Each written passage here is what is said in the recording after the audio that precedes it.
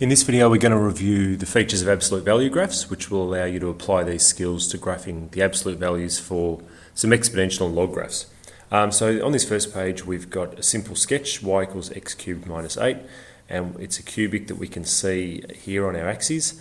On the axes over here, we're looking to sketch the absolute value of that function. So if you remember back, the main difference between sketch 1 and sketch 2 is that we're going to reflect everything below the x-axis above the x-axis. So if we were to sketch this over here, the x-intercept would stay the same and we'd still have this part of the graph looking the same as this part here. They would look the same, but then this part of the graph here that's below the x-axis would reflect above the x-axis. So we're going to go up something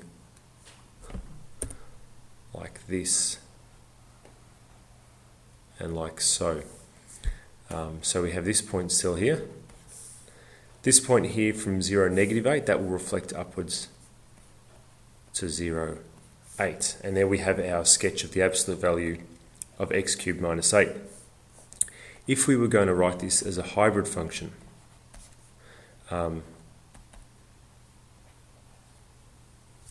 we would write it something like this. To the right of this point here, x equals 2, the function didn't change. So the equation for the function is still x cubed minus 8, x cubed minus 8, where x is greater than or equal to 2.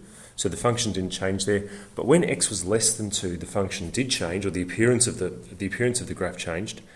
So because we reflected it above the x-axis, or reflected it in the x-axis, I should say, we write that function by taking the negative of the whole function. So that's how we would write this. This absolute value function as a hybrid function would be written something like this here. Let's see if we can apply these skills to some simple exponential and log graphs. So on this page we have the sketch of y equals e to the power of x minus 2. So if we think here y equals e to the x just looks like this, with the intercept, a y-intercept at 0, 1, and an asymptote at x equals 0. So here we've got y equals e to the x minus 2, which is just the same graph moved down by 2. The asymptote, that there should have been y equals 0. The asymptote moves down to y equals -2. The intercept moves from 0, 1 to 0, -1, and everything else just drops down by 2. Now, in red, if we wanted to sketch the absolute value of this graph,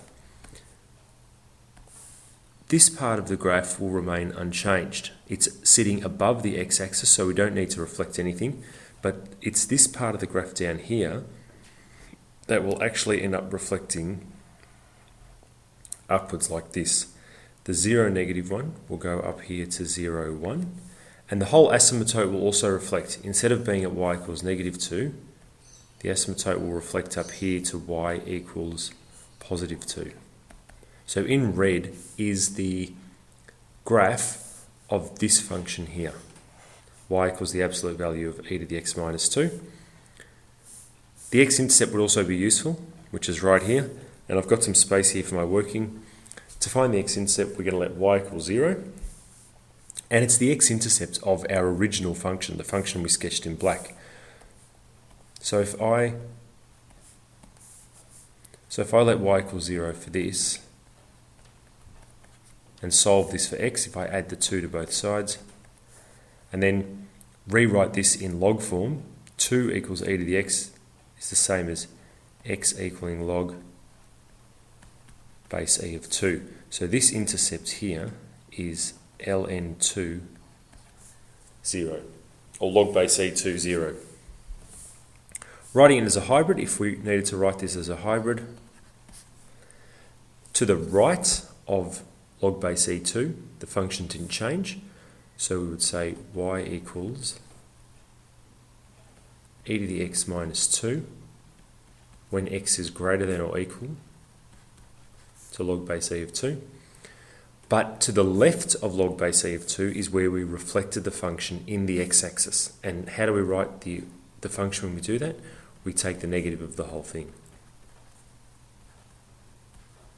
So that's that written as a hybrid function. Let's do one more now. This time we've got the basic function, or the basic sketch of y equals log base e of x. You'll remember that we have this vertical asymptote at x equals 0, and we have this shape to the graph with an x-intercept at 1, 0, and another reference point at E1. What I'd like to sketch in red is 2 times the absolute value of log base ex. So we'll do this in two parts. Firstly, let's sketch the absolute value of log base e of x. And we'll do this in green. So the absolute value of this graph, again, anything above the x-axis stays the same. So this will all stay the same here. And this here will reflect upwards like this. So what I've just sketched in green is the absolute value of log base ex.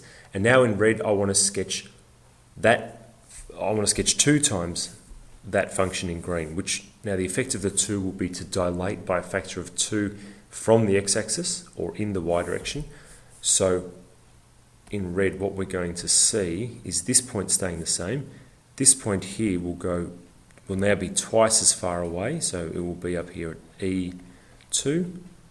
So this part of the graph will look like that. And this green part here will also be dilated by a factor of 2 and will head up this way, something like that. So what we've actually got here, is the green function being dilated by a factor of 2, and we get the resultant red graph. So that's a quick recap of absolute value functions and also how we can apply those to exponential log graphs.